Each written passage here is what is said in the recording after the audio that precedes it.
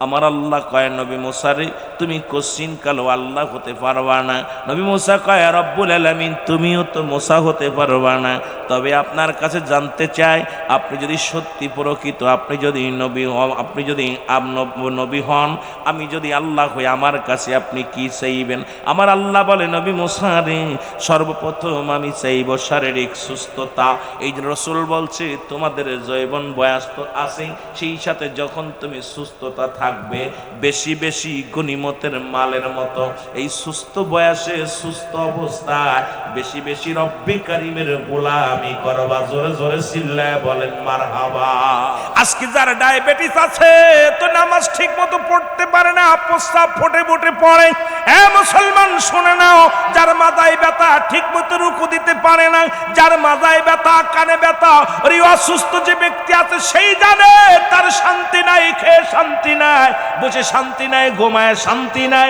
এই রাসূল বলেছে তোমরা যখনই সুস্থতা থাকবে এই সুস্থ দেহটারে গনিমতের মালের সঙ্গে তুলনা করেছে রাসূল, তোমরা বেশি বেশি করে ইবাদত করবা।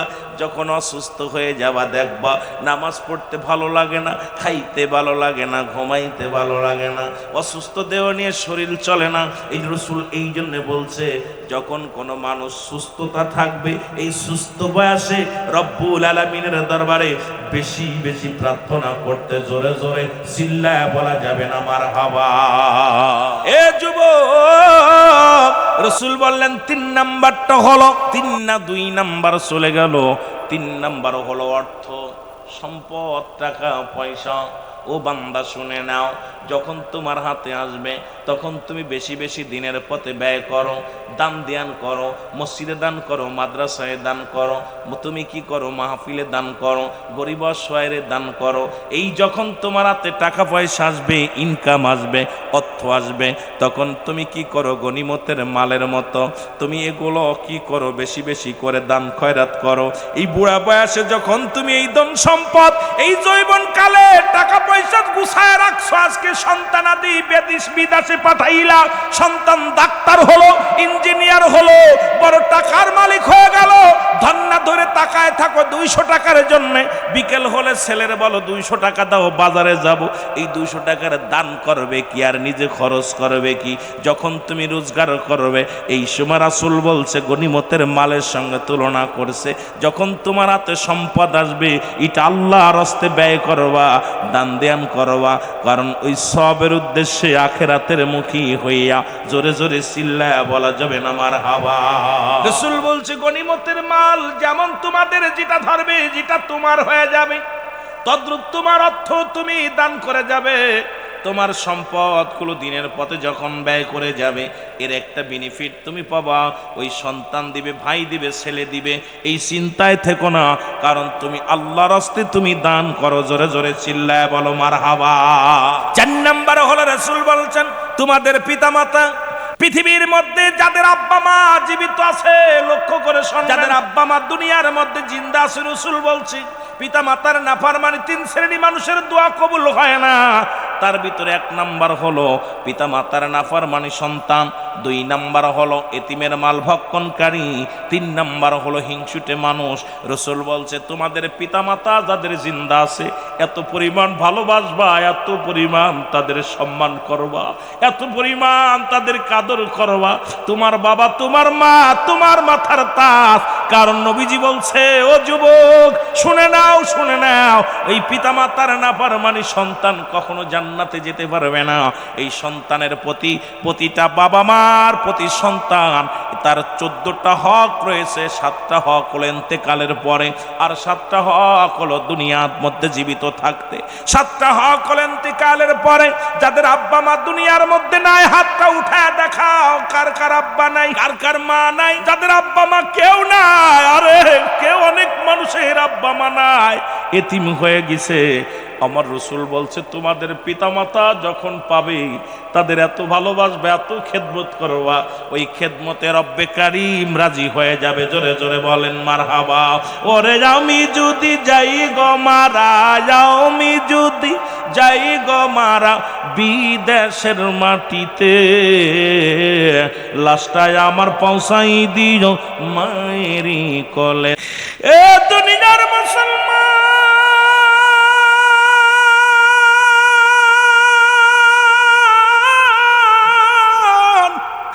আমার নবী বললেন, এই পৃথিবীর মধ্যে তোমাদের পিতা মাতা যখন বিদায় নেবে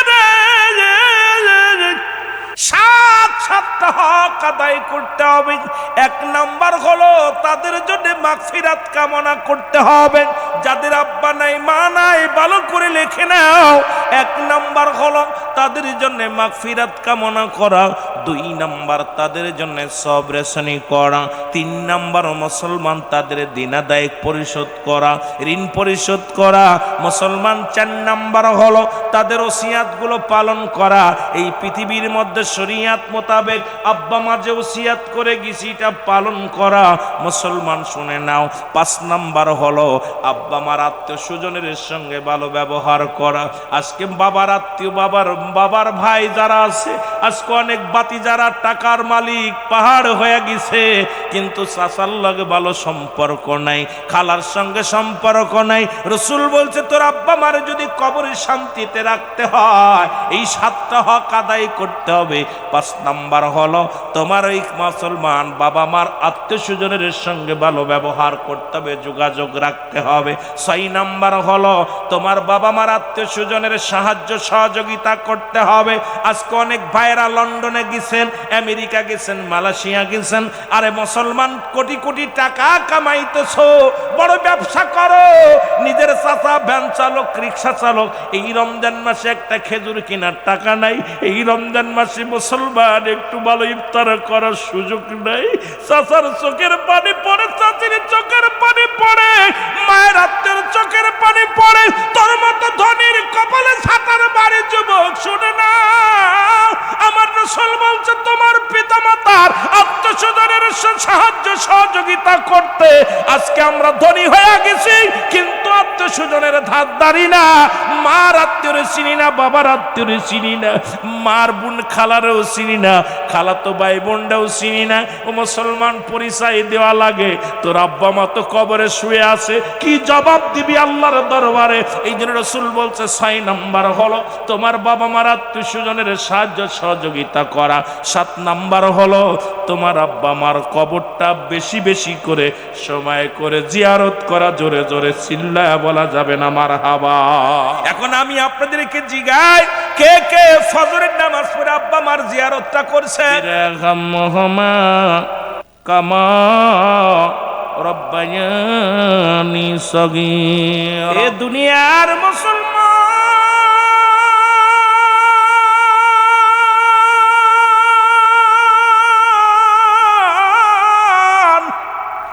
বলতেছিলাম 4 নাম্বার হলো পিতা মাতার প্রতি শ্রদ্ধাশীল গো। রাসূল বলছে গনিমতের মালের মতো আব্বা মাজারা পাইলা। আজকে অনেকেই বাবার মুখটা দেখে নাই, অনেকেই মার মুখটা দেখে নাই। অনেক সন্তানেরা জন্ম নিয়ে মার বার দেখতে পায় নাই, বাবার মুখটাও দেখে নাই। জনম দুঃখিনী মা বাবারে যারা হারাইলাম, এই দুনিয়ার মধ্যে তাদের মতো এতিম আর দুনিয়ার মধ্যে নাই। রাসূল বলছেন সাহাবীরা রে, তোমরা যদি তোমার পিতা মাতার মুখের দিকে মায়ের নজরে তাকাও, তোমার আমল নামায় একটা কবুল হাজারের সব লেখা হয়ে যাবে।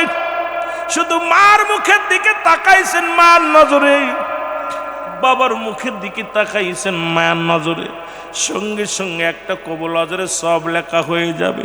আজকে মা বাবার লাঞ্ছিত হয় সন্তানের হাতে। কত সন্তানের নির্যাতন সহ্য করতে না পায়া বাবা বিষ খেয়ে আত্মহত্যা করে। সন্তানের নির্যাতন সহ্য করতে না পারিয়া বাবা মানুষের বাড়ি বাড়ি কাজ করে খায়, ভিক্ষা করে খায়। ওরে যুবক, পৃথিবীর মধ্যে যতই তুমি কামেলে মুকাম্মেল হও না কেন, মদিনার ইমাম হও না কেন, খোদার কসম, খোদার কসম, এই পিতা মাতার যদি তুমি অবাধ্য সন্তান হও, তোমার কপালটা পড়ে যাবে, জান্নাত পাবা না। ওরে কেমন সম্মান করেছে আমার নবীজি, শুনে একটু শুনে নাও, আমার বাবারা শুনে নাও। রহমতের নবীর কদমে জনক এক মহিলা আসলেন, রাসূলুল্লাহ দেখে তারে দাঁড়ায়া পড়লেন, নবীজির সঙ্গে কথা বললেন। নবীজি রাসূল পাক সাল্লাল্লাহু আলাইহি ওয়াসাল্লামের রুমাল মুবারক বিছায়া দিলেন। মহিলা রুমালের পরে বসলেন, নবীর সঙ্গে কথা বললেন। এবং যখন মহিলা উঠে দাঁড়াইলেন, আমার নবীজিও দাঁড়াইলেন। যতক্ষণ পর্যন্ত চোখের আড়াল হলো না রাসূল পাক সাল্লাল্লাহু আলাইহি ওয়াসাল্লাম ততক্ষণ পর্যন্ত পথের দিকে তাকায় আছে। এবার যখন আড়াল হয়ে গেলেন, নবীজি বসলেন। সাহাবীরা বলে, ইয়া রাসূলুল্লাহ, ইয়া হাবিবাল্লাহ, এই জনক মহিলা কে গো, যার সম্মানে আপনার নিজের চাদর মোবারক বিছায়া দিলেন, যার সম্মানে আপনি দাঁড়াইলেন? আমার নবী চোখের পানিগুলো ছেড়ে বলে, সাহাবীরা রে, উনি আর কেউ নয়, উনি আমার দুধমা হালিমাতুস সাদিয়া। একজন দুধমাকে কেমনে সম্মান করতে হয় রাসূল সেটা শিখা গেছে রে। এমনি নবীজি বলে নাই, হায়াতি খায়রুল লাকুম, আমার হায়াতের জিন্দেগিটা আমার উম্মতের জন্য কল্যাণ স্বরূপ। এই পৃথিবীর মধ্যে রাসূল আর উম্মতের মঙ্গলের জন্য, কল্যাণের জন্য। রাসূল বলে, উম্মতিরা রে, আমি নবী দুনিয়ার মধ্যে আগমন করলাম উম্মতের কল্যাণের জন্য, উম্মতের মঙ্গলের জন্য। আমার নবীকে আবার দুনিয়া থেকে বিদায় নিলাম। ও ফাতি খায়রুল লাকুম, ও মামায়াতি খায়রুল লাকুম, নবী কা উম্মতিরা রে, আমি নবী দুনিয়া থেকে বিদায় নিলাম, এটা আমার উম্মতের জন্য কল্যাণ স্বরূপ। সুতরাং যে নবীর মহব্বত, যে নবী শিক্ষা দিলেন, আজকে সেই পিতা মাতার প্রতি রাসূল বলছে গনিমতের মালের মতো। সবার কপালে মা আসে না, সবার কপালে বাবা জোটে না, চিরদিন বেঁচে থাকে না। যখন তোদের আব্বা মা পাবি, এমন ভাবে খেদমত করবি রে। এই জন্য রাসূল বলছে, দুনিয়ার মধ্যে জীবিত থাকতে 14টা হকের মধ্যে 7টা হক। এক নম্বরে হলো তাদেরকে মুসলমান, তাদেরকে সম্মান করতে হবে। এক নম্বরে হলো তাদেরকে এমন সম্মান করতে হবে, কিসের রাজা, কিসের মন্ত্রী, কিসের এমপি, কিসের পীর সাহেব, কিসের মৌলভী সাহেব। কারণ পৃথিবীর মধ্যে আমার বাবা আমার কলিজার টুকরা, আমার মা আমার কলিজার টুকরা, আমার মা আমার মাথার তাজ, আমার বাবা আমার মাথার তাজ। রাসূল বলছে, এক নম্বরে তাদেরকে মর্যাদার আসনে, এক নম্বরে তাদের শ্রদ্ধা করতে হবে, তাদের মর্যাদার আসনে বসাইতে হবে, তাদের সাথে কোনো তুলনা হবে না। এক নম্বর তাদেরকে মর্যাদা দিতে হবে রে মুসলমান। 2 নম্বর তাদের মনে প্রাণে ভালোবাসতে হবে। ওই লিপসন ভালোবাসলে চলবে না। এ যুবক, আমি আজকে এইগুলো যদি এই 14টা হকের উপর আলোচনা করি, রাত কেটে যাবে, আলোচনা শেষ হবে না। 2 নম্বর হলো মুসলমান, তাদেরকে মনে প্রাণে ভালোবাসতে হবে। 3 নম্বর হলো মুসলমান, শুনে নাও, শুনে নাও, তাদেরকে সুখে শান্তিতে রাখতে হবে। কোন কাজ করলে তোমার বাপ সুখী হয়, কোন কাজ করলে তোমার মা সুখী হয়, সেই সুখে শান্তিতে রাখতে হবে রে মুসলমান। 4 নম্বর হলো তাদের কথা মেনে চলতে হবে, তাদের কথার বাইরে চলা যাবে না। বাবা মা যখন যে হুকুম দিবে একমাত্র জিনা ব্যতীত এইটা করা যাবে না। ও যুবক, আবার আজকে দেখলাম, বড় কষ্ট পাইলাম, আমার দেশের ফেনীর মধ্যে এক মহিলা, তার স্বামী বারণ করছে, তুমি খবরদার তুমি ভোট দিতে যেও না। উনি মহিলা গাদ্দাবি করে ভোট দিতে গেছে। এই মহিলা তো নিজের স্বামীর ওয়াদা বন্য করেছে, নিজেই পাপী হয়ে গেছে, জাহান্নামী। এখন সরকারি আইন কি হলো জানার বিষয় না। স্বামীর হুকুম একমাত্র অমান্য করা যাবে। স্বামী যদি জিনায় লিপ্ত হতে বলে, এটা করা যাবে না। মুসলমান বাকিগুলো, স্বামী যদি নামাজ পড়তে ডিস্টার্ব করে, এটাও যদি না করে গুনাহ হবে না। স্বামীর হুকুম মানে নাই। ওই মহিলা যতই তুমি আজকে বড় মাতবাড়ি করার বুরকা পরো, শুনে নাও, শুনে নাও, স্বামীর হুকুম অমান্য করার কারণে তুমি জাহান্নামী। তোমাকে তো তালাক দিছো শরীয়ত মোতাবেক, ঠিক আছে। এখন সরকারি আইন যদি অন্য উল্টা দেয়, কিছু তো করার নাই। যদিও বাংলাদেশ এটা মুসলিম রাষ্ট্র, সেই আইনের অনুযায়ী তুমি তালাক হয়ে যাও। স্বামীর কথা মান্য করার সঙ্গে সঙ্গে স্বামী যদি তালাক দিয়ে দেয়, এর জন্য কোনো দোষণীয় নাই, দোষণীয় নাই। কারণ তুমি নিজেই পাপিষ্ঠ মহিলা, তুমি স্বামীর কথা মান্য করেছ, তুমি নিজেই গুনাহগার হয়ে গেছো। জোরে জোরে চিল্লায় বলো ঠিক কিনা। ও বেগানা পুরুষের মধ্যে ড্যাম্মায়া যা ভোট দিতে গেছে। যদি এই কথাগুলো বলি হয়তো অনেকের গায়ে লাগবে। খোদার কসম, বেগানা পুরুষের চেহারা দেখা হারাম, বেগানা নারীর চেহারা দেখা হারাম। এই ওয়াজ তো বাংলাদেশে করা যাবে না। যাদের সঙ্গে দেখা করা জায়েজ, তাদের সঙ্গে বিয়ে করা হারাম। যাদের সঙ্গে দেখা করা জায়েজ, তাদের সঙ্গে বিয়ে করা হারাম, হারাম, হারাম। যাদের সঙ্গে দেখা করা হারাম তাদের সঙ্গে বিয়ে করা জায়েজ। আজকে তুমি ভোট কেন্দ্রে গেলা, বেগানা পুরুষ দেখলা, তোমার স্বামী বারণ করছে, ইসলামের বিধান মেনে যদি বারণ করে, তোমার স্বামী ইসলাম সঠিক মানছে, তোমার স্বামী ইসলামের বিধান মানছে, তুমি স্বামীর কথা অমান্য করে, তুমি তোমার স্বামীকে অপেক্ষা না করে স্বামীর হুকুম অমান্য করে তুমি বাইরে গেছো, তোমার জন্য তালাক তোমার স্বামীর দেওয়া ফরজ হয়ে গেছে। জোরে বলেন ঠিক কিনা? এ দুনিয়ার মুসলমান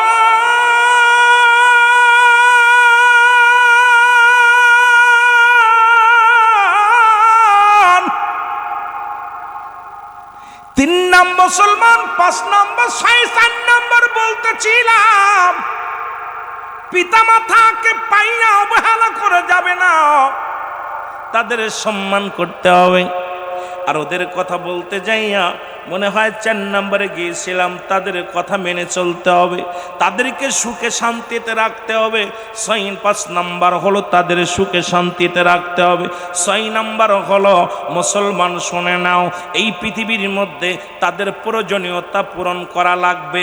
7 নম্বর হলো বাবা মার সঙ্গে মুসলমান এই দুনিয়ার মধ্যে বেশি বেশি যোগাযোগ করতে হবে। রসুল বলছে তুমি তোমার আব্বা মার সঙ্গে বেশি বেশি করে যোগাযোগ করবা। বিদেশে আসো, ঘন্টার পর ঘন্টা বোর লগে কথা বলো, বয়ে মুসলমান ছেলের লগে কথা কও, মেয়ের লগে কথা কও। দূর থেকে জন্ম দুঃখিনী মা সে দেখে আর বলে আল্লাহ কি সন্তান পেটে রাখলাম, একবারও মার কথা জিগাই নাও। বাবাকে আল্লাহ কি সন্তান জন্ম দিলাম, বাবার কথা একবারও জিগাই না। ও যুবক, তুমি বাড়িতে বাজারে কি ছাইয়া মাকে পাইলা সালাম দাও, আসসালামু আলাইকুম মা, ও মা, মা গো আমি আইছি, বাড়ি আসছি। তুমি বাজারে থেকে এসে বলো মা বাড়ি আইছি, হাট থেকে বাড়ি এসে বলো মা বাড়ি আইছি।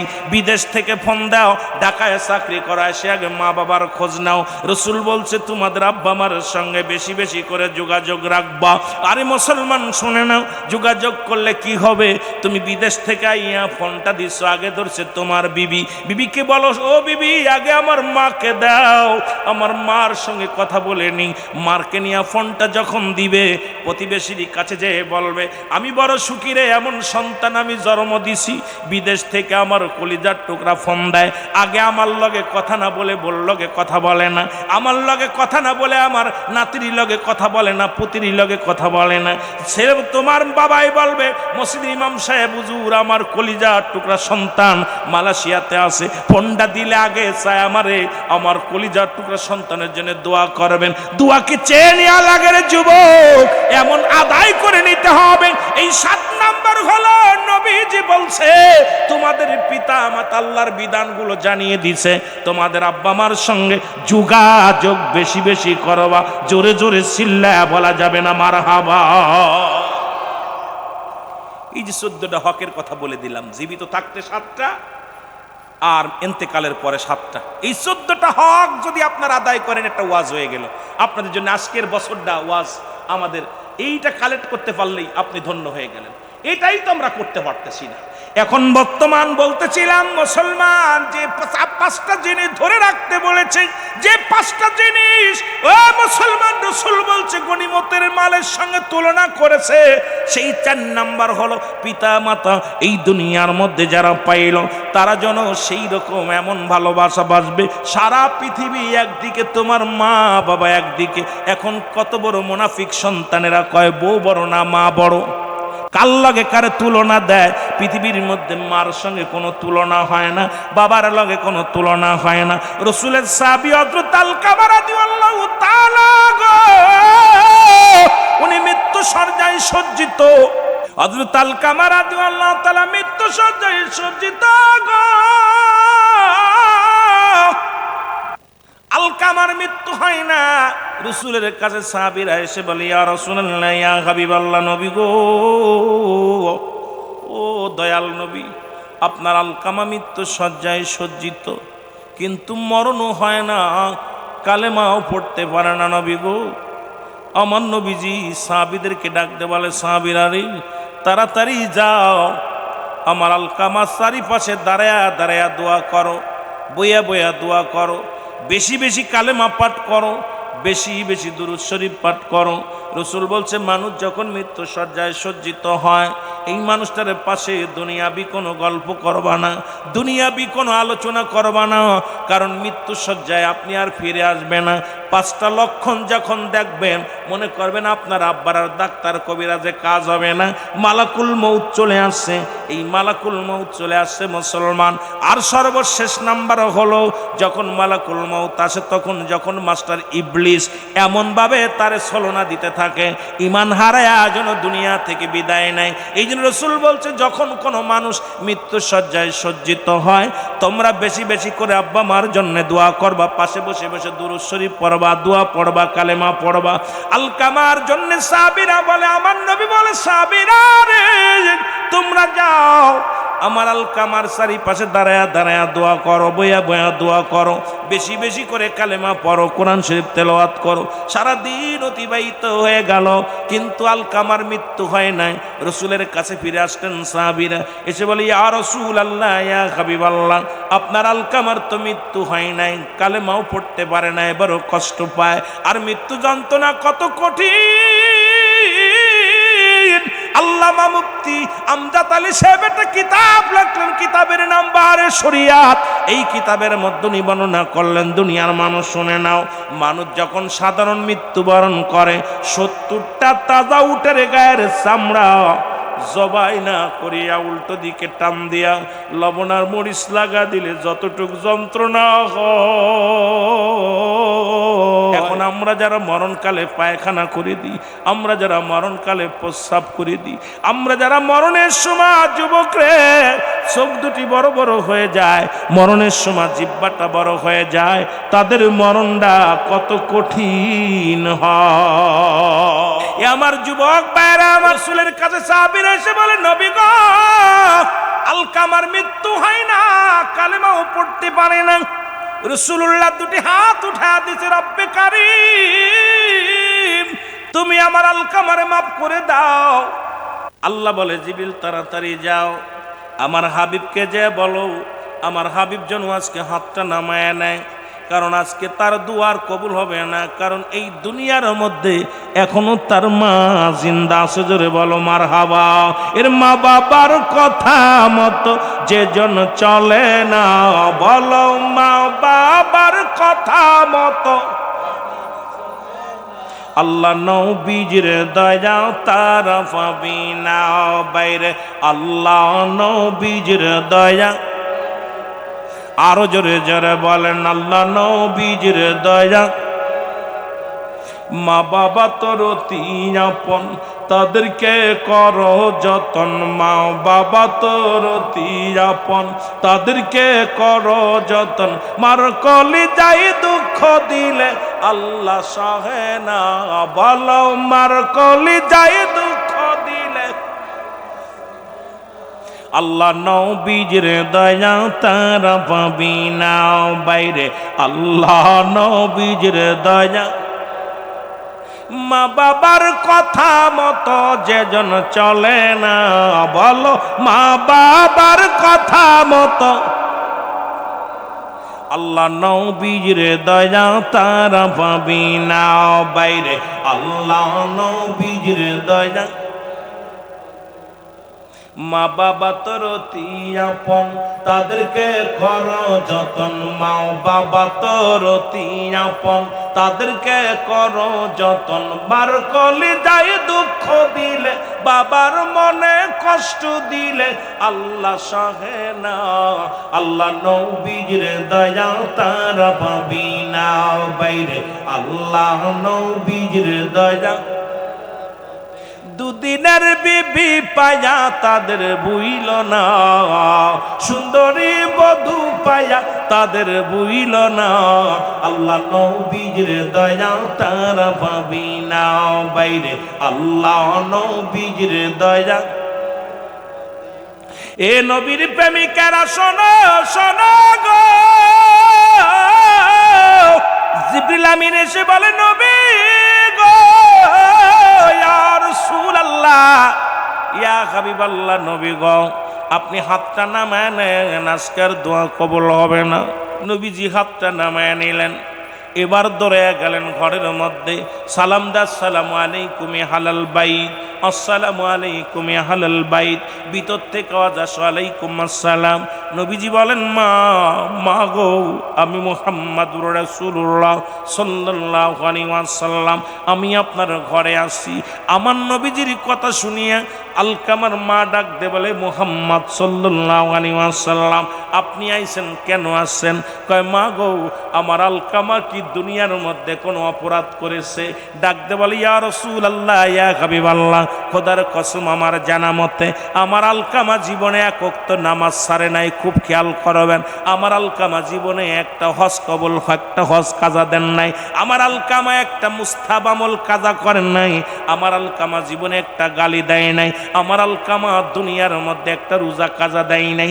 আমার আলকামা বড় আমলদারি রে। আমার নবীজি ডাকতে বলে, মা গো, তাহলে আমার আলকামার এত মৃত্যু যন্ত্রণা, এত কষ্ট হয় কেন গো মা?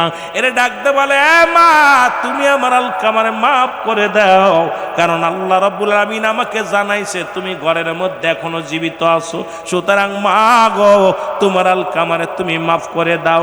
আলকামার মা ডাকতে বলে, আল্লাহর নবী,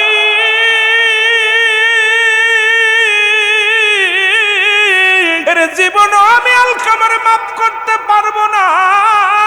নবীজি বলে, মা গো, তুমি এই মাত্র বললা তোমার আলকামা কোনো ইবাদত ছাড়ে নাই, কোনো ভুল করে নাই। গো মা বলে, বাবারে, আলকামার একটা দোষ ছিল, সেই দোষটা হলো আমি মার কথায় মূল্যায়ন করতো না, তার বিবির কথায় বেশি মূল্যায়ন করত।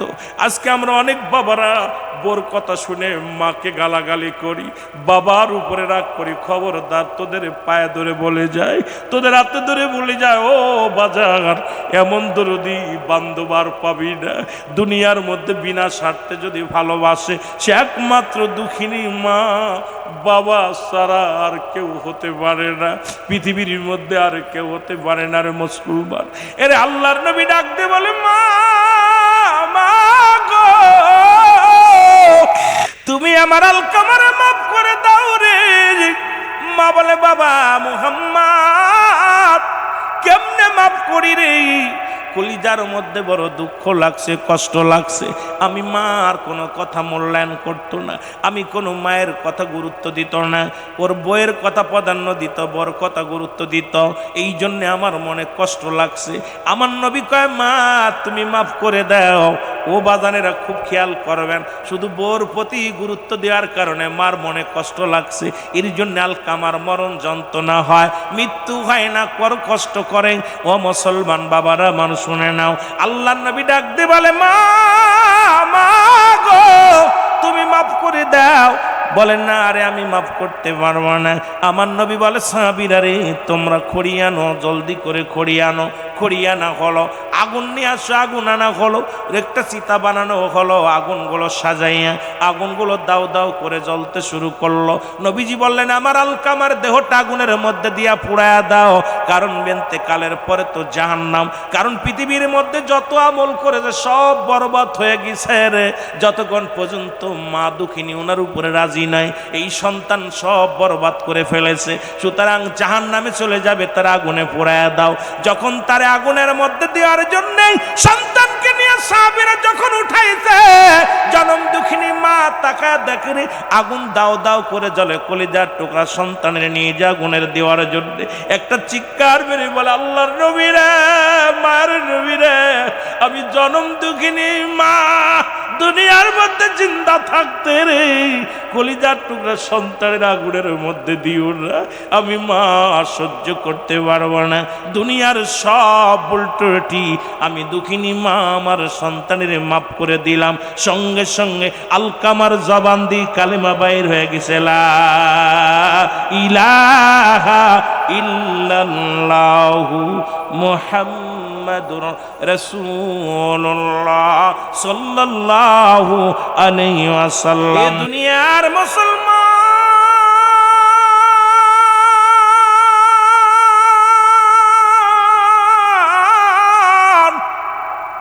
সুতরাং 4 নাম্বার নবীজি বললেন, অতি জরুরত, অতি গুরুত্ব হলো পিতামাতা পাইয়া তাদের সেবা যত্ন করা, মহব্বত করা, ভালোবাসা। এই গনিমতের মালের সঙ্গে তুলনা করলেন। 5 নাম্বার হলো মাহে রমজান। জোরে জোরে চিল্লায় বলা যাবে না মারহাবা? আর একটু জোরে জোরে চিল্লায় বল আল্লাহু আকবার। এই যে ব্যক্তি মাহে রমজান মাস পেল, সে যেন অন্য মাসের তুলনায় বেশি বেশি দান খয়রাত করে, সেজন্য বেশি বেশি ইবাদত বন্দেগী করে। নবীজি বললেন ওই গনিমতের মালের সঙ্গে তুলনা করলেন মাহে রমজান মাস। কারণ আপনার জীবনে এই বছরটা আসছে মাহে রমজান, আগামী বছর নাও আসতে পারে। এই মাসের মধ্যে 3টা গুরুত্ব বিষয় দিছে, একটা হলো রহমত, একটা হলো মাগফিরাত, একটা হলো নাজাত। এই মাহে রমজান মাসের গুরুত্ব রাসূলুল্লাহ বলছে মুসলমান শুনে নাও। এই মুসলমান 20টা মোট ফজিলাত, এই ফজিলাতের কথা বর্ণনা করতে গেলে সময় লাগবে, তবু একটু বলে যায়।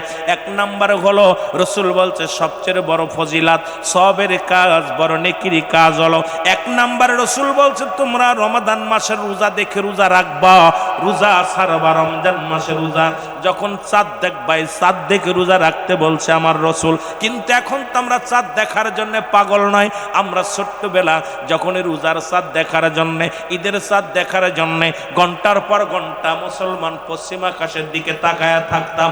এখন থাকি শুধু মিডিয়ার দিকে তাকায়া, কখন মোবাইলে নিউজ আসবে আগামীকাল সেহরি খাবা, আগামীকাল তোমরা রোজা রাখবা। না রে মুসলমান না, আমার নবী বলছে তোমরা চাঁদ দেখে রোজা রাখো। 1 নাম্বার ফজিলাত হলো মোট হলো 20টি ফজিলাত। এই 20টি ফজিলাতের মধ্যে 1 নাম্বার হলো রোজা মুসলমান ওই চাঁদ দেখতে হবে। দ্বিতীয় হলো যখন চাঁদ উঠবে তখনই রোজা রাখতে হবে ও মুসলমান। 2 নাম্বার হলো রোজা রাখতে হবে। 3 নাম্বার হলো ইফতারি করতে হবে। ইফতারি করতে হবে, রাসূল বলছে ইফতারিটা অতি গুরুত্ব, সেটা হলো খুব দ্রুত করতে হবে, সবাই মতো ইফতারি করতে হবে। 4 নাম্বার হলো মুসলমান ইফতার সেহরি করতে হবে। আমার বাবারা আমার শুনে নাও, এই যে সেহরি করতে হবে খুব একদম বিলম্ব করে, যখন দেখবেন শেষ সময় সেহরি করা হলো উত্তম মুসলমান সুন্নাত। আর উত্তম সময় হলো সময় মতো ঠিক মতো সময় ইফতার করা হলো সুন্নাত। আমার দেশে দেখা যায় অনেক মা বোনেরা আছেন, বিরাজ করছে তো করছে, মিসাক করছে তো করছে, আজান শেষ নামাজও শেষ, উনি কলে এখন হাত মুখ ধোয়। আরে মা বোনেরা শুনে নাও, এই সময়টা খুব গুরুত্বপূর্ণ। এই সময়টা বাবা আদম আলাইহিস সালাম দোয়া করেছিলেন, রব্বানা যালামনা আনফুসানা ওয়া ইল্লাম তাগফির লানা ওয়া তারহামনা লানাকুনান্না মিনাল খাসিরিন। জোরে জোরে চিল্লা বলা যাবে না আল্লাহু আকবার। রাসূল বলেছেন মুসলমান শুনে নাও, এই 20টা ফজিলাত আগে রোজার ফজিলাত গুলো শোনো। ওই যে 5 নাম্বার হলো মাহে রমাদান মাস, এটা ওই গনিমতের লগে তুলনা করছে। এটা যখন আসবে, যার জীবনে এসে গেছে খবরদার ছাড়বি না, বেশি বেশি করে ইবাদত করবি। এই মাসে বেশি বেশি দান খয়রাত করবি, বেশি বেশি নফল বন্দেগী করবি, বেশি বেশি সুন্নাত ইবাদত করবি, বেশি বেশি আল্লাহরে ডাকবি। কারণ এই মাসটা আগামী বছর আসতেও পারে নাও পারে। এই 5টা হলো মোট গুরুত্ব দিয়েছে মুসলমান নবীজি। এই 5টার মধ্যে শেষটার কথা শোনো, এই শেষটা হলো মোট 20টা ফজিলাত রয়েছে রে যুবক আমার বাবারা, আমার বিস্তারিত আলোচনা শুনে নাও। এইটা হলো মুসলমান ওই সেহরি করতে হবে, সেহরি করতে হবে। আমার দেশের অনেক বাবারা আছেন এই ভুলটা করেন, ওই সেহরি করতে দেখা যায় ঘুমায় গেছেন। না রে বাজান না, রাসূল বলছে সেহরির শেষ সময় দেরিতে করবে, একটু দেরি করে করবে, কারণ সেহরিও শেষ এজমাসানের সময় হয়ে যাবে। নামাজ জামাতে পড়বে পুরুষ, একাকার করে মহিলারা নামাজ পড়বে, নামাজটা পড়ে ঘুমায়া যাবে। ও মুসলমান শুনে নাও, এর একটা ভুল করি আমাদের দেশে অনেক বাবারা আমার, দেখা যায় এই সেহরিটা যদি কোনো ব্যক্তি না করতে পারে, রোজাও রাখে না। সেহরি করা হলো সুন্নাত আর রোজা রাখা হলো ফরজ। সেহরির সঙ্গে রোজার কোনো সম্পর্ক নাই। যদি সেহরি করেন, যদিও একটা খুরমা খাইতে পারেন, একটা খেজুর খাইতে পারেন, একটু পানি খাইতে পারেন, সুন্নাত আদায় হয়ে যাবে, উত্তম নেকি পেয়ে যাবেন। কিন্তু রোজা হলো আপনার ফরজ, এই ফরজ রোজা ভাঙ্গা যাবে না, ফরজ রোজা আদায় করতে হবে। অনেকেই সেহরি খাইতে পারেন, ওদিন রোজায় রাখে না। জোরে বলেন ঠিক কি না? এটা পল্লীর মধ্যে বেশি ভুল হয়, এইটা নিয়ে বেশি গুরুত্ব দরকার আলোচনা, যেগুলো একান্ত প্রয়োজন, একান্ত জরুরাত, যে মাসলা মাসাইল নিয়ে আলোচনাগুলো প্রয়োজন, আমার বাবারা আমার শুনে নাও, এইটা ভুল করা যাবে না। আমার বাবারা আমার শুনে নাও, আরেকটা এইরকম ফজিলাতগুলো শুনে নাও, বর্ণনা করে শুনে নাও। আরেকটা হলো তারাবির নামাজ, এটাও কিন্তু সুন্নাত। কিন্তু অনেকেই দেখা যায় তারাবির নামাজ যদি না পড়তে পারে রোজা রাখে না। আইরে কপাল পুরা, তারাবির নামাজের সঙ্গে রসুল দিনের বেলা রোজা রাখতেন, রাত ভরে ইবাদত করতেন, নামাজ পড়তেন। এই 20 রাকাত তারাবির নামাজ, এটা পড়া আপনার জন্য সুন্নাত। এটা সুন্দরভাবে আদায় করবেন। এটা আমার রসুল আদায় করেছে, আপনারাও আদায় করবেন। সাহাবীরা আদায় করেছে, আপনারা আদায় করবেন। সুতরাং যদি কোনো ব্যক্তি বিশেষ কোনো কারণে তারাবি পড়তে পারেন না, কিন্তু রোজা ভাঙবেন না। অনেকেই ভুলটা করে, তারাবি পড়তে না পারলে ওই দিন রোজায় রাখে না। জোরে বলেন ঠিক কি না? কেন আছে না? এ যুবক, ফজিলত হলো, শুনে নাও। এই রোজা রাখা অবস্থায় রাসূল বলতে শোনো শোনো। আরেকটা ফজিলত হলো মিসাক করতে হবে। আমার দেশে অনেকে ভাইরা মিসাক করে না, গালে এত দুর্গন্ধ হয়। ইমামের পিছে দাঁড়াইলে সুবহান রাব্বিল আলা, সুবহান রাব্বিল আযিম, এইটা যখন শব্দ বাইর হয়, গাল দিয়ে এমন দুর্গন্ধ হয়, পাশে আর কেউ নামাজি পড়তে পারে না। রাসূল বলছে এই 5 ওয়াক্ত নামাজের সময় কি করবা? তোমরা মিসাক করবা। এটা করা সুন্নাত। আবার অনেকে রোজা রেখে, অনেক মৌলবীরা ফতোয়া দেয়, অনেক মুরব্বীরা কয় খবরদার মিসাক করিস না, রোজা ভেঙে যাবে। না না না না, প্রয়োজন হলে 2টা ডলা দিয়ে রেখে দিবেন। এটা দ্বারা আমার রাসূল বলছে তোমরা এই 5 ওয়াক্ত নামাজের সময় যখন রোজা থাকা অবস্থা, আর একটা জরুরাত মাসলা হলো আপনি মিসাক করবেন, তবে গুল নেবেন না, তবে বিরাস লাগাবেন না, পেস্ট লাগাবেন না। যেটা দ্বারা রোজার ক্ষতি হয়, মুসলমান এগুলো ব্যবহার করবেন না। জয়তুনের তেল, ডাল বা মুসলমান দুর্গন্ধযুক্ত নয়, মুক্ত। যেটা দুর্গন্ধ নয় এমন কোন ডাল যদি ব্যবহার করে আপনি দাঁতে ঘষা দেন, এটা জরুরাত অবশ্যই করবেন। জোরে জোরে চিল্লায় বলো মারহাবা। আর একটু জোরে জোরে চিল্লায় বলো মারহাবা। এ মুসলমান, ফজিলত হলো, আমার নবী বলছে মায়ের রমাদান মাসে সবচেয়ে গুরুত্ব হলো এই মাসে বেশি বেশি করে ইবাদত করতে হবে। অন্য মাসে যদি একটা করো, সেইটা একটার মধ্যে একটা সব, আর এটা 70 গুণ বাড়িয়ে দেয়া হবে, 700 গুণ বাড়িয়ে দেয়া হবে। এই মাসটা বেশি বেশি ইবাদত বন্দেগী করতে হবে। সবচেয়ে গুরুত্বপূর্ণ ফজিলাত হলো মাহে রমাদান মাসের শেষ 10 দিন আমার নবীজি নিজে ইতিকাফে থাকছে, সাহাবীরা থাকছে। আপনারা বাড়িতেও ইতিকাফে থাকবেন, মসজিদেও থাকবেন, তবে ইতিকাফের শর্ত ভালো করে জেনে নেন। ইতিকাফে বসা অবস্থায় যদি কোনো ব্যক্তি মহল্লায় মারা যায়, ওই ব্যক্তির জানাজায় যদি ইতিকাফ ব্যক্তি আসে, সঙ্গে সঙ্গে তার ইতিকাফ ভেঙে যাবে। কিন্তু আমার দেশে যে সমস্ত ডিজিটাল ইতিকাফে বসে, বইয়া বইয়া মোবাইল টেপে বল লগে কথা কয়, বিবির লগে কথা কয়, বাড়ির লগে কথা কয়, ছেলের লগে কথা, এই কপাল পোড়া, তোরা ইতিকাফে বসতে কইছে কিনা? রাসূল বলছে সবচেয়ে গুরুত্ব হলো, ফজিলাত হলো শেষের 10টা দিন ইতিকাফে থাকা, বদ্ধ থাকা। তারপরে গুরুত্ব হলো মুসলমান সবচেয়ে জরুরাত মাসলা হলো, শুনে নেন। রাসূল বলেছেন এই শেষের 10টা দিন বেজররাত, বেজররাত দেখে দেখে ইবাদত করা। কারণ এই মাসটা ওই আপনি প্রথম কি করবেন, 21 রাত, 23 রাত, 25 রাত, 27 রাত, 29 রাত, এই বেজররাত দেখে দেখে আপনি কি করবেন, আপনি কদর তালাশ করবেন। এই মাসটা যদি, এই রাতটা যদি একবার আপনার নসিবে হয়ে যায়, 1000 মাসের চাইতে 1000 বছর চাইতে উত্তম হয়ে যাবে।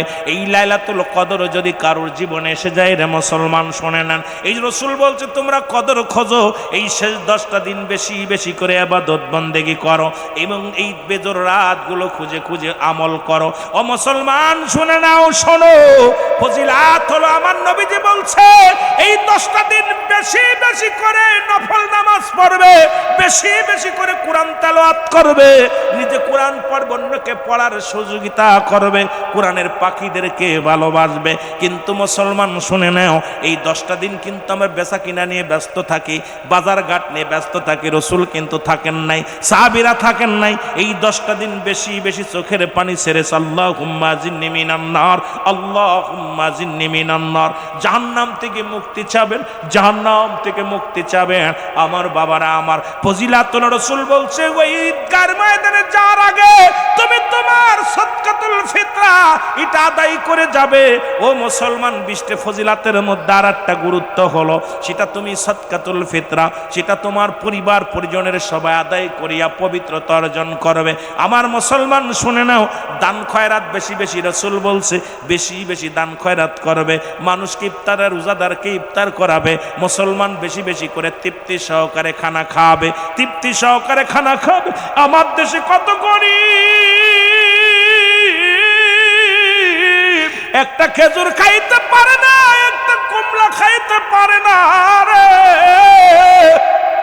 আমার দেশের কত গরিব, একটু পানি খায় রোজা ভাঙে। একটু মুসলমান কত ধনী, লক্ষ লক্ষ টাকা খরচ করে, কত ধনী, কত রং বেরঙের খাবার নিয়ে খায় রে। ও ধনী ভাইয়েরা শুনে নাও, এরে আল্লাহ রাব্বুল আলামিন প্রতিবেশীর হক আদায় করতে যায়া কুরআনুল কারীমের মধ্যে যাররা ব্যবহার করেছে রে মুসলমান। এর সেই প্রতিবেশীর হক যদি আদায় না করে তুমি ধনী কবরে চলে যাও, আল্লাহর কসম করে বলি রব্বি কারীমের কাছে জবাব দিতে পারবি না। বলে হ্যাঁ ভাই মুবারক ডাকতে, বলে ভাই তুমি কি মুসলমান? বলে জি। তুমি কোরআন পড়তে পারো? বলে জি। তুমি কোরআনের ভিতরে যারা ব্যবহার করছে কোরআন তুমি কি দেখছনি? বলে দেখছি। বলে তোমার বাড়িতে কি গরুর গোশত আনছে? বলে হ্যাঁ। গরুর গোশত পাকাইছেন? বলে হ্যাঁ। আমার ছেলে আইছিল নি? বলে জি। আমার ছেলে কি গোশত চাইছিল? বলে জি। কেন দেন নাই? কয় না দেই নাই। কেন দিলেন না? আপনি কি কোরআন পড়েন নাই? কারণ আপনি যদি না দিবেন তাহলে কেন আপনি ঘিরানটা নাকে লাগাইলেন, প্রতিবেশীর হক নষ্ট করলেন? এত সহজ না বাবা। আপনি রমজান মাসে যায় ব্যাগ ভরে সদাই করলেন, মাছ গোস্ত কেনেন, আর ভ্যান চালক তাকায় তাকায় দেখের কল্লা তুমি আমার গরিব বানাইছো, দেখা ছাড়া করণীয় আর কিছু নাই। দরিদ্র মানুষগুলো ডাক দেখায় রব্বি কারীম, ইমরুলরে তুমি ধনী বানাইছো। মাছ গোস্ত কেনে, বড় মাছটা কেনে, মুরগিগুলো কেনে, ওই কত বড় বড় রাজহাঁস কেনে, হাঁস কেনে, তুমি আমারে খাওয়ার তৌফিক দাও নাই। মনে মনে বড় কষ্ট পায়। এই রাসূল বলছে তোমরা যখন রান্না করবা এমন কিছু গোপনে রান্না করবা যখন যেন মানুষের নাকে না যায় লাগে। বাজার যখন করবা গোপনীয় কায়দায় করবা, গরিবের নজরে যেন লাগে না। যদি গরিব মানুষ দেখতে পারে, যদি কষ্ট পায়, আমি আল্লাহ বড় কষ্ট পাই। এই জন্য বাজার করতে যা যখনই তুমি কেনাকাটা করবা গোপনে কিনে সঙ্গে সঙ্গে ঢুকায় রাখবা। আর যদি গোপন না করতে পারো ওই প্রতিবেশীরে দিবা, তারও তো পরাণে চাইতে পারে। কিন্তু আমার দেশের ধনীরা বাজারে যায় এমনভাবে কেনাকাটা করে, গরিব শুধু তাকায় দেখায়, চোখের পানি ছেড়ে কান্দার বলে আল্লাহ তুমি আমারে গরিব বানাইছো, তুমি আমার ভ্যান চালক বানাইছো, তুমি আমার রিক্সা চালক বানাইছো, তুমি আমার দিন মজুরি বানাইছো। আমি ওই বাজারগুলো করতে পারি না, সুস্বাদু ফল কিনতে পারি না। ও মুসলমান, ওই যখন আফসোস করে আল্লাহ বলে ডাক দিবে, ও ধনী, কিয়ামতের ময়দানে তোমার জবাব দেওয়ার মতো কোনো মুখ থাকবে না। তুমি দিতে পারো নাই, তুমি দান করতে পারো নাই, গোপনে করো। রান্না করেছো, ঢেকে রান্না করো যেন প্রতিবেশীর নাকে যেয়ে না লাগে। তুমি মুরগি জবাই করে রান্না করো, ঘ্রাণটা প্রতিবেশীর নাকে যেয়ে লাগে। প্রতিবেশীর ছেলে ডাক দিয়ে কয় মা গোস্তের ঘিরান আসে রে মা। মা বলে বাবা ওই বাড়ির বার পাকাইতেছে। কয় মা রে কতদিন যে গোস্ত দেখি না। এই রাসূল বলছে এই জন্য তোমরা ঢেকে রান্না করবা, কেমন কায়দায় রান্না করবা, এই রান্নার ঘিরানটা যেন প্রতিবেশীর নাকে যে না লাগে। আর নাকে যে যদি লাগে অবশ্যই তাকে না দিয়ে খাবে না, ওই প্রতিবেশীর হক আদায় করবা আগে। এই প্রতিবেশীর হকের ওয়াজ যদি করি আমার দেশে অসংখ্য অসংখ্য মানুষ ধরা পড়ে যাবে, আল্লাহর দরবারে জবাব দিতে পারবে না। জোরে বলেন ঠিক কি না? ছেলে ডাক দিয়ে বলে আব্বু, মেয়ে ডাক দিয়ে বলে আব্বু প্রতিদিন আমি কাজের জন্য বাইর হয়ে যাই, একটা কাজও পাই না, খাবারও আনতে পারি না। আজকে যাবার সময় আমার ছোট ছেলেটা ডাক দিয়ে বলে আব্বু আজকে যদি খাবার না আনতে পারো নির্ঘাত আমরা মারা যাব, আর সহ্য করতে পারি না রে আব্বু, আমাদের জন্য একটু খাবারের ব্যবস্থা করবা। আমি চলে গেলাম কাজের সন্ধানে, কোনো মানুষ আমারে কাজ দিল না। সৈন্য ব্যাগ নিয়ে বাড়ির দিকে যখন রওনা দিলাম, আমার সন্তানের কান্না আমার হৃদয়ের ভিতর বারবারে লাগতেছিল। আমার ছোট ছেলেটা ডাকতে বলতেছিল, আব্বু আজকে যদি খানা না আনো নির্ঘাত না খেয়ে মারা যাব। এই কথাটা বারবার আমার হৃদয়ে খুঁড়ে খাচ্ছিল, সহ্য করতে পারি নাই, কানতে কানতে আসতেছিলাম। আল্লাহ আজকে যে আমার ছেলেগুলো যদি যে খাবার না দিতে পারি, আমার সন্তানেরা কি বাঁচবে কি মরবে জানি না। এই চিন্তা করতে করতে আসতেছিলাম, হঠাৎ দেখি একটা গরু মরে গেছে। এই মরা গরুর গোস্তগুলো শিয়াল কুকুরে ভাগ করে খায়। এদেরকে তাড়াইয়া আমি উরত থেকে কিছু গোস্ত কেটে বাড়ি এনে মরা গরুর গোস্ত আমার সন্তানদের রান্না করে দিছি। এই কারণে আপনি ধনী মানুষ, আপনার ছেলে আইছিল খাবারের জন্যে, আমি তারে দেই নাই, কারণ আমার সন্তান তো এখন জান বাঁচানো ফরজ। এই জন্য আমি মরা গরুর গোস্ত কেটে এনে আমার সন্তানদের খাওয়াইতেছি। আপনি ধনী মানুষ, এই জন্য আপনার সন্তানের দিই নাই। এর জন্য যদি অপরাধ হয় আমারে ক্ষমা করবেন। আব্দুল্লাহ ইবনে মুবারক ডাকতে বলে, ভাই ও ভাই দাঁড়াও, আমি বড় অপরাধী। প্রতি বছর মদিনায় যায়, ইসরাতুল পারের জমিনে এমন ধনী আছে, লক্ষ লক্ষ টাকা আছে, এমন গরিব আছে যে গরিবটা অসহায় অসহায় দরিদ্র, বলতেও পারে না, কইতেও পারে না, বুকের ভিতরে যন্ত্রণা নিয়ে কান্দে, চোখের পানি ছেড়ে কান্দে। আমার বাবারা আমার শুনে নাও, রাসূলে পাক এইবার কি করলেন, আব্দুল্লাহ ইবনে মুবারক বাড়ি যায় বিবিরে ডাক দে, কয় বিবি চাউল দাও, ডাউল দাও, তেল দাও, সব আমার মাথায় উঠায় দাও। নিয়ে চলে আসলেন, এসে ডাক দে বলে, ভাই রে এই নাও চাউল, এই নাও ডাউল, রান্না করে খাও, আর এই নাও যদি আরো লাগে আমি দিব। এই বছর আমি মদিনায় যাব না, এই বছর আমি মদিনায় যাব না। এই টাকাগুলো নাও, হজ করতে গেলে যে টাকাগুলো লাগতো এই টাকাগুলো আমি তোমারে দিয়ে দিলাম, তুমি এই টাকাগুলো নিয়ে যাও। টাকাগুলো নিয়ে মদিনায় গেলেন না। ৪৫ দিন পরে হাজিরা যখন দেশে ফিরে আসলেন, এসে দেখে আব্দুল্লাহ ইবনে মুবারকের বাড়ি সবাই চলে আসছে। এসে ডাকতে বলে, ভাই মুবারক, হাজী সাহেব আপনি কেমন মানুষ গো, আপনি কবের ফ্লাইটে আসলেন? হাজী সাহেব বলে, আমি তো আল্লাহর কসম করে বলি এবার মদিনায় হজ করতে যাই নাই। বলে, আপনি মিথ্যা বলেন কেন? একসাথে এক তাঁবুর মধ্যে ঘুমাইলাম, এক তাঁবুর মধ্যে খাইলাম, একসাথে তপ করলাম, আপনি কবের ফ্লাইটে আসছেন? বসেন, আপনি বলেন, আপনি আমাদের সঙ্গে ফাজলামি করেন না। আব্দুল্লাহ ইবনে মুবারক বলে, খোদার কসম করে বলি এই বছর আমি মদিনায় যাই নাই। বলে, মিথ্যা বলেন কেন হাজী সাহেব? একসাথে তপ করলাম, একসাথে নামাজ পড়লাম, একসাথে ঘুমাইলাম, আপনি বলেন জান্নাত। মুসলমান এলহামের মাধ্যমে খবর আসে, মুবারক রে তুমি কি জানো না এই বছর তোমার দানটারে আমি এমন ভাবে কবুল করেছি আমি আল্লাহ। এই বছর মক্কা মদিনায় যত হাজি গেছে তোমার দানের ওসিলায় আমি আল্লাহ সমস্ত হাজিদের হজ আমি আল্লাহ কবুল করে নিছি। জোরে বলা যাবে না সুবহানাল্লাহ? এ মুবারক, আর তোমারে বানাইয়া তোমারে সাজাইয়া গোটা মক্কা মদিনা ঘুরাইছি, তোমার মহল্লা থেকে যারা গেছে তাদের তাঁবুর মধ্যে তোমারে সাজাইয়া দেখাইছি, তাদের সামনে তোমারে খানা খাওয়াইছি, তাদের সঙ্গে তোমারে তপ করাইছি। আব্দুল্লাহ মুবারক চোখের পানি ছেড়ে ডাক দিয়ে বলেন, রব্বে কারীম তোমার মহিমা, তোমার মহিমান্না আল্লাহ বুঝার মতো ক্ষমতা কারণ নাই। রব্বে কারীম তুমি আমারে মাফ করে দিও, আমি আরো আগে কেন আমার প্রতিবেশীর হকটা আদায় করতে পারি না?